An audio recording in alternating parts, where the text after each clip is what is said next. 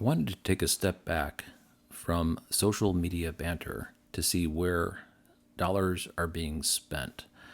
Oftentimes, in a free market system, that's the best way of seeing what the future may hold, because behind those dollars is a lot of research into what customer preferences may be in the future.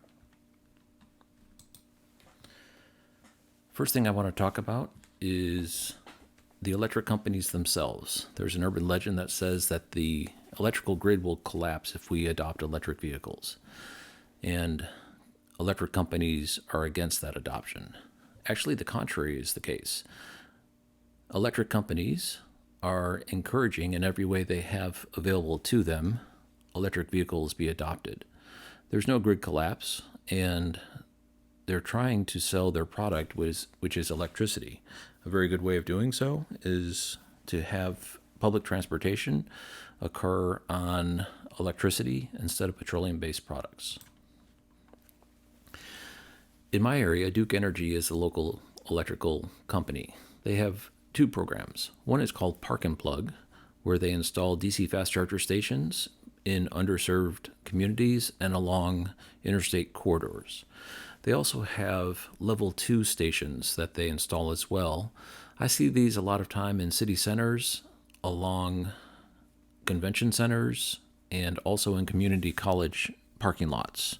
That way, people who are owning an electric vehicle and live in a multi-tenant dwelling and need a place to charge can either come into their local town center, charge up, or perhaps charge up while they're at school.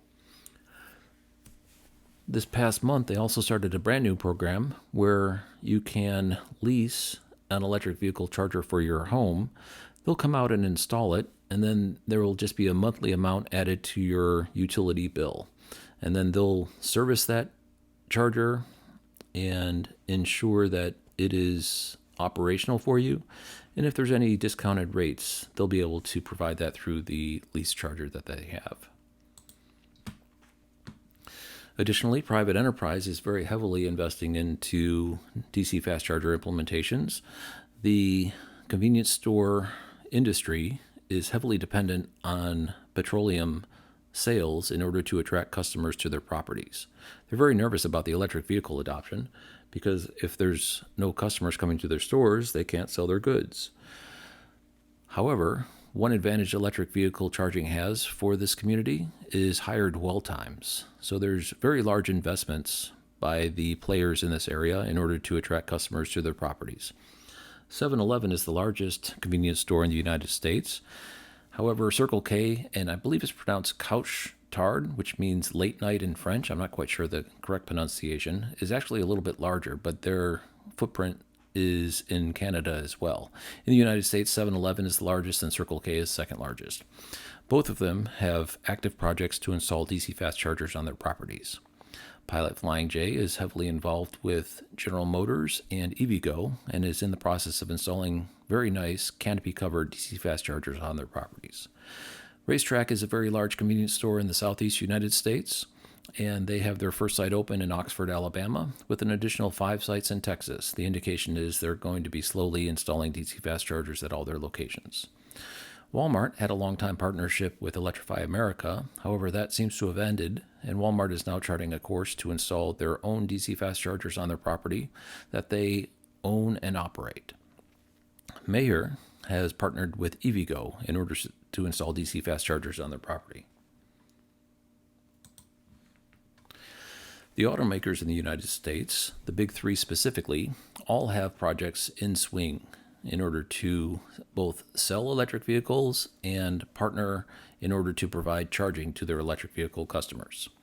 General Motors currently has 4 EV models available, and I'm excluding the Celestiq because it's so ridiculously expensive.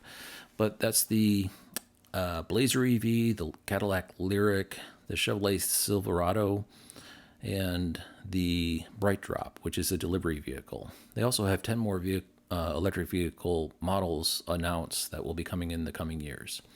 They've got charging partnerships with Tesla, EVgo, Pilot Flying J, and Iona. You'll see Iona a lot in this list. It's a partnership between 7 large vehicle companies that will be spending somewhere north of $10 billion from what we understand, which will be a larger dollar amount than both Tesla and Electrify America combined. So the build out of the IANA network could really be a game-changing project in order to keep your eye on. Ford, however, is not participating in IANA. They're very closely aligned with Tesla for some reason. They have 3 EV models. That would be the Mach-E, the Ford F-150 Lightning, and the E-Transit. There are 2 more models announced. Stellantis, which rounds out the other of the top Detroit 3, has 1 EV model available in North America. That's the Fiat. And there's 3 more announced. Their charging partnership is with IANA alone. Mercedes-Benz has a charging initiative called the Mercedes-Benz Charging Hub, where they have installed 13 locations, 1 at their headquarters in Sandy Springs, Georgia, and an additional 12 at Buc-ee's locations throughout the Southeast. They're said to be spending $1 billion for DC fast chargers in North America between now and 2030. The next locations we understand that they're targeting are Simon Mall properties. They have 3 EV models available, and their EV models is a little bit of an ambiguous term with Mercedes because they have sub-models underneath their high-level model brands. But I'm just going to call it 3, but really it's more like 7. And then there's an additional 3 announced. BMW is heavily invested in electric vehicles. They are partnered with Tesla and IANA. Hyundai Kia has the Kona Electric and the Niro EV, plus an additional collection of newer EMGP EVs underneath both the Kia and Hyundai brands. Their partnership has been previously with Electrify America, but they seem to be shifting now to Tesla and IANA. Volkswagen, as a result of penalties from what has been called Dieselgate, was the initial funding of the Electrify America DC fast charger project. And they still are to a great extent. So that's their primary partner. They have no intentions of partnering up with Tesla or IANA. Their partnership is Electrify America. They currently have 1 EV model, which doesn't sound like much, but it's a really good one. It's the ID4, produced in Chattanooga, Tennessee. They have 1 more announced, which is the ID Buzz. Volvo has 4 EV models available, and 1 more getting announced. Their partnerships are with Tesla and ChargePoint. They built out a corridor between Seattle and Denver. Honda has 1 EV model. It's built on the Ultium platform called the Prologue, coming out in 2024. Their charging partnerships are IANA and Tesla. Tesla, I said 4 here, but that's a mistake on my part. It includes the Cybertruck, which is 5 EV models available currently. They've got 2 more that are announced, which are the Tesla Roadster and what's being called the Model 2, or the $25,000 car. Nissan is one of the original gangsters. They have the Nissan Leaf, which is basically going to be retired for new EVs underneath their platform, being spearheaded by the Area. Their charging partnerships are Tesla and EVgo.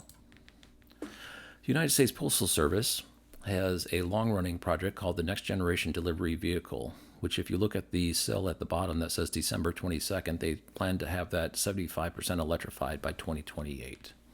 Very large initiative for electric vehicles. In the private sector, Amazon, UPS, Walmart, and FedEx all have initiatives in order to electrify their delivery fleet.